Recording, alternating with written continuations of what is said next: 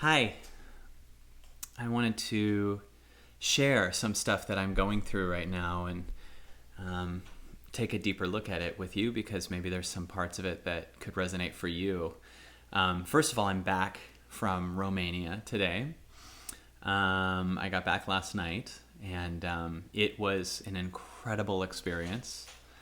They were amazing people. There's these people called Inspire Other Travelers. That's the name of the company who booked me out there. And they were just amazing people that showed so much heart and worked so hard to.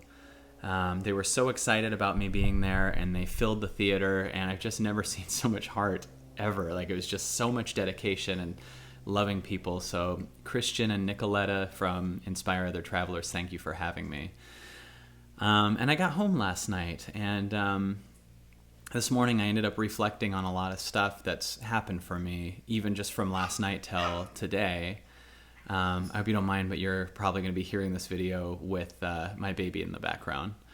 But it's also today the 19th anniversary of the release of 10 Things I Hate About You, the first movie that I did. Today is March 31st, or yesterday was.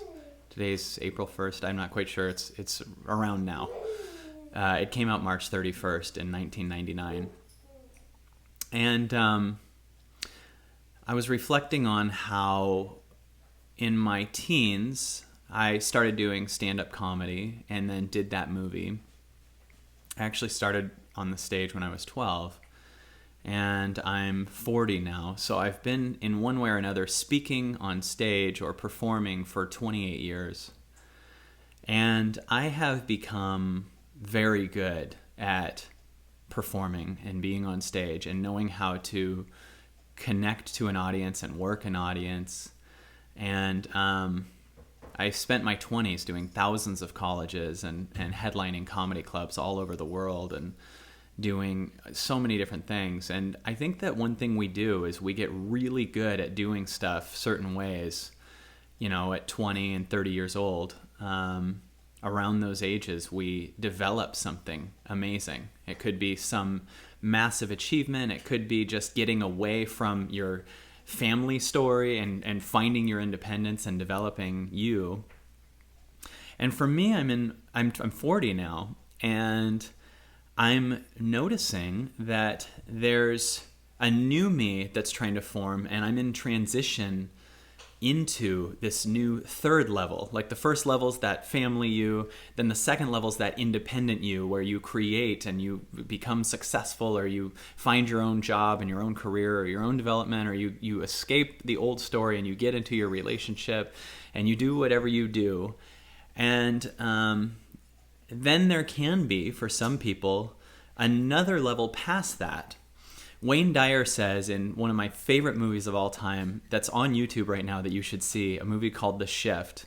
Wayne Dyer says, at one point we'll realize what was once true in the morning is not true in the afternoon. And I went to Romania and did what I know how to do. I know how to connect to an audience. I know how to be a speaker. I know how to react to people reacting to me. And sometimes I can go into what I was in my 20s and 30s perfectly. And then I come home and I'm still in that thing. I went back into the old habit.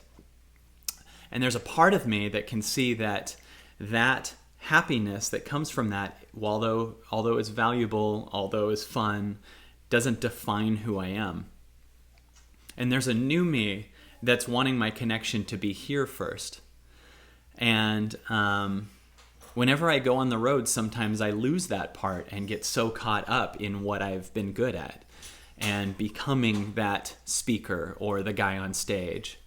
And my transition that I'm in the middle of right now is still doing those things while creating a grounding foundation in me. And that's that shift. And one thing I've noticed is that I have many different clients that I work with at flow groups, and I get really good in seeing for them what they can use, because that's often what I'm calling into myself. And one theme that I see in a lot of people that I work with right now is they developed an incredible career, or they were really good at achieving, and they have this thing going, and now they're at a place where even though they can do it, they can feel it's not fulfilling them, that it's not the highest them. And some of them are in this process of letting go of it. Some of them are in this process of like getting on the island and burning the boats and killing that old story and feeling the fall apart and being in this kind of combination of trying to keep that old story alive while trying to surrender it and move to a deeper place of what they are. And that's sometimes where I go to, because I will go out on the road and feel like this speaker and then come home and be back in this wound up, crazy place again and have to reacclimate myself to the fact that I'm in nature and that I'm here and that I don't need anything. And it's funny because today I'm back in my body again on a whole new level and seeing that illusion, because part of doing this work is catching your own illusions. That's why I can make these videos so much, is that I'm seeing in me something I didn't see about me before.